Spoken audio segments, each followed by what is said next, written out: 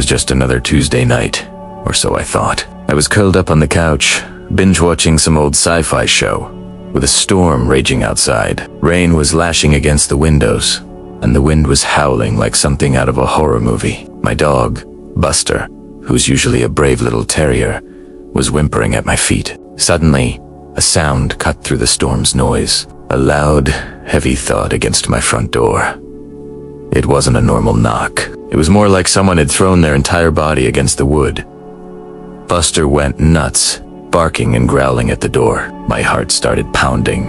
I live pretty far out, miles from the nearest neighbor. Nobody just drops by, especially not in a storm like this. I grabbed the heaviest thing I could find, a cast iron skillet, and crept towards the door. Another thud, this one even louder, followed by a low, guttural groan. It didn't sound human. It sounded like a large animal in pain. Against my better judgment, I peeked through the peephole. All I could see was a mass of dark, wet fur pressed against the door. I couldn't make out a face, just this huge, shaggy shape. My mind was racing. A bear. A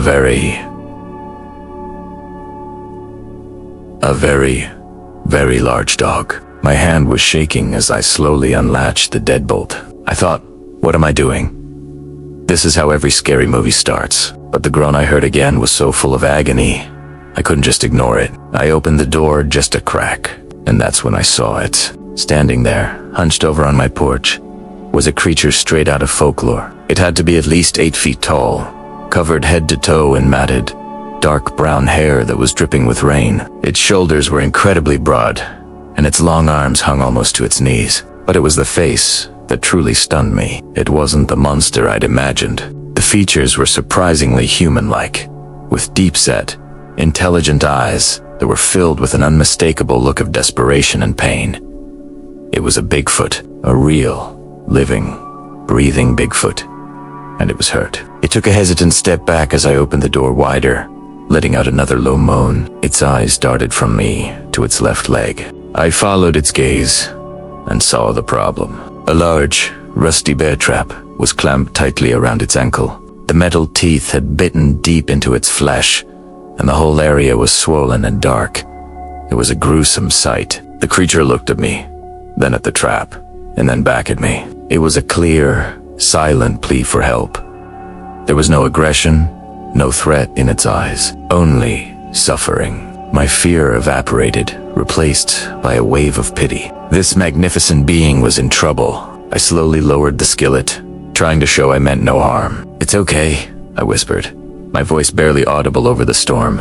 "I'm not going to hurt you. I can help." The creature just watched me, its breathing heavy and labored. I knew I couldn't leave it out here. I motioned for it to come inside. It hesitated for a moment, then, with a pained limp, it took a step across my threshold. The sheer size of it was overwhelming. It had to duck its head to get through the doorway, and its shoulders nearly brushed both sides of the frame. Once inside, it sort of collapsed onto the floor, its back against the wall, stretching its injured leg out. The whole house seemed to shake. Buster, who had been barking his head off, suddenly went silent.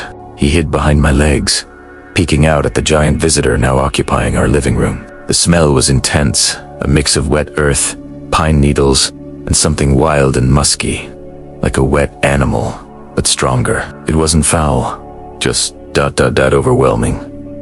I knew I had to get that trap off. I grabbed my first aid kit and a pair of bolt cutters from the garage. My hands were trembling so hard I could barely hold them. As I approached, the Bigfoot tensed up, letting out a low rumble from its chest.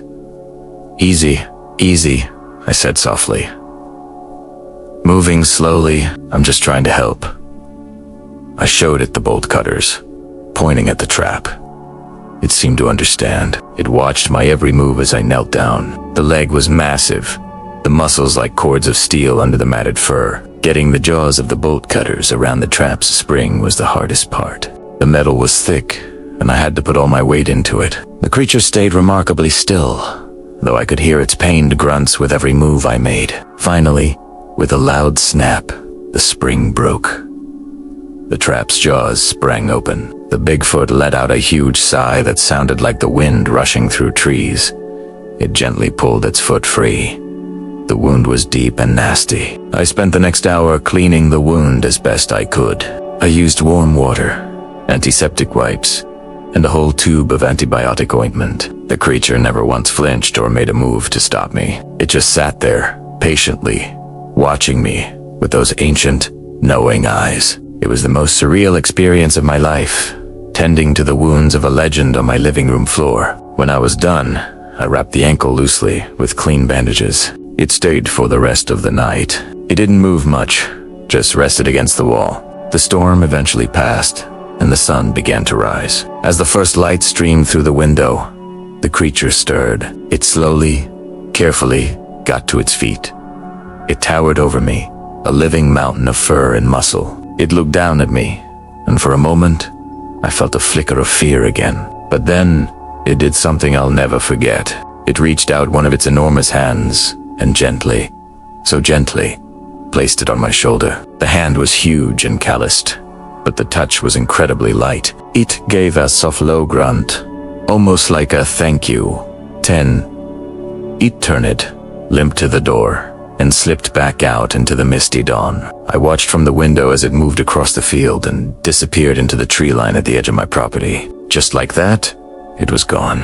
I stood there for a long time, staring at the empty doorway. The only evidence it had ever been, there was a muddy footprint on my floor and a lingering, wild scent in the air. Did that really just happen? Sometimes I wonder if it was all just a crazy dream brought on by the storm. But then I look at the broken bear trap still sitting in my garage, and the faint, muddy outline on my living room floor that I could never seem to fully clean, and I know it was real. I helped a Bigfoot, and I think somewhere out there in the deep woods, it remembers me too.